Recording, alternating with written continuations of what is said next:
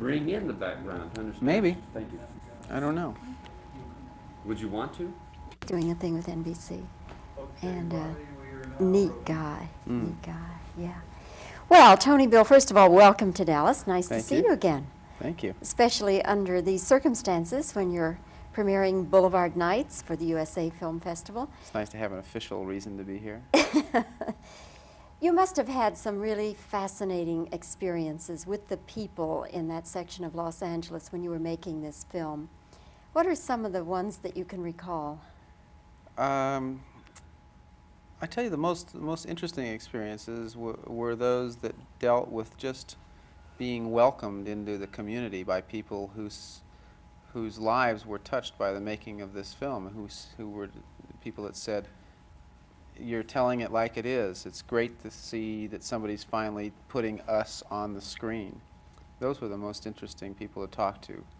And it was interesting to talk to, you know, a young gang member who has bullet hole scars in him, who came on the set always kind of looking over his shoulder, making sure that there wasn't somebody lying in wait for him. But basically it was the warmth of the community that was most impressive. But Tony, don't you anticipate that some members of the Mexican-American community are going to say, oh, here they are, the gringos, you know, in here making this kind of film, when there's another side of our lives, too. It's not all gangs and bullets and so forth. That's true, and the movie Boulevard Nights isn't all gangs and bullets either. It's a story of two brothers, one of whom is in a gang and one of whom is trying to get his brother out of the gang. It shows both sides.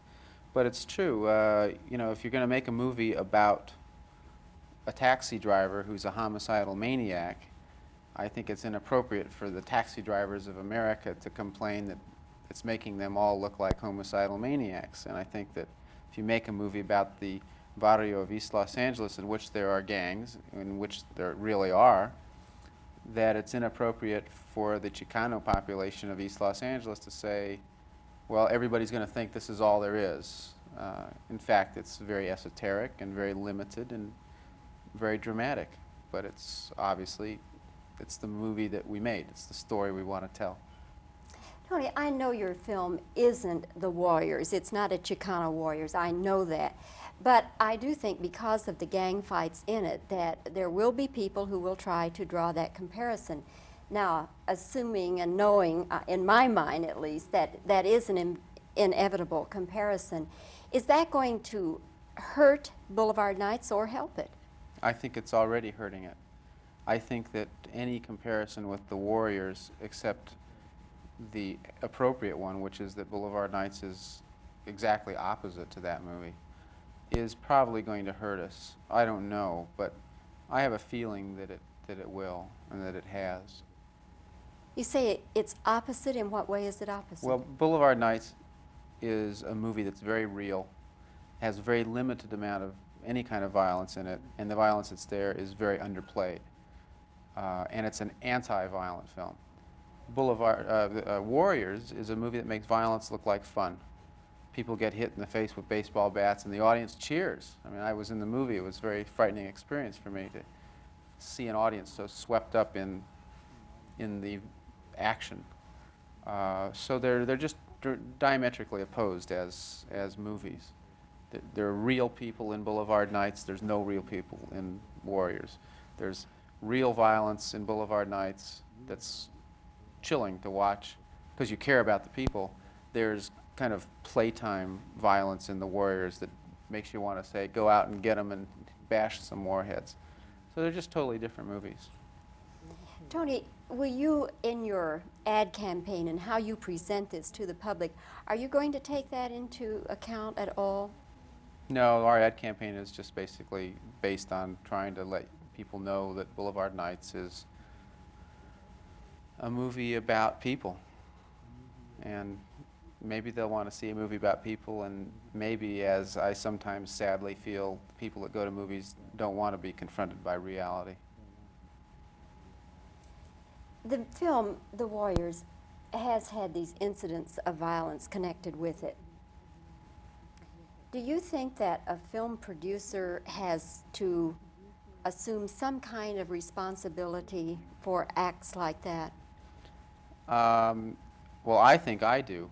I don't know if other people feel that way or not. I think that it is a producer's responsibility not to manipulate the public taste into encouraging or romanticizing various, especially violence. Actually, violence is more obscene to me than anything pornographic.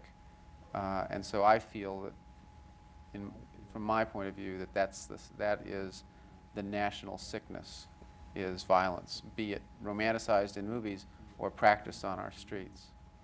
I don't know if you're aware, Tony, that there has been an incident now connected to the deer hunter. Are you aware of that? That No. a young man in Oklahoma City killed himself playing Russian roulette and supposedly had gotten the idea from watching the deer hunter. Would you put a scene like that in a film? I would put a scene in a film if it served the purpose of the film, and if it was a film made with integrity. The fact that a sick person sees a movie, reads a book, sees a girl walking down the street is not a reason to me to remove the sick cause of their dementia. I mean, the son of Sam claims that a dog ordered him to kill all those girls. I don't suggest that we should get rid of all the dogs in America because maybe some crazy person will get orders from a dog.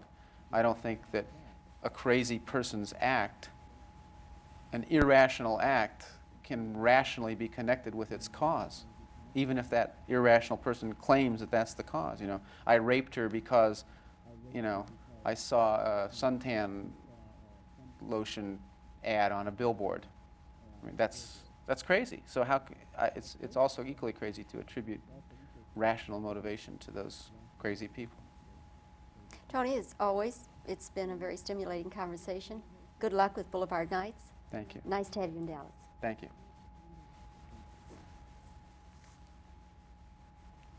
Boulevard Nights. Well, that was like such irresponsible reporting from my point of view and from all of our points of view as to just, you know, completely confound the issue, you know. But of course the press likes nothing better than to tie things together. That's kind of their job. And it tends not to matter what's tied together as long as something is considered a trend or a cause or a reflection of or a reason for. But the fact is that life is insane anyway. Almost nothing happens for a reason.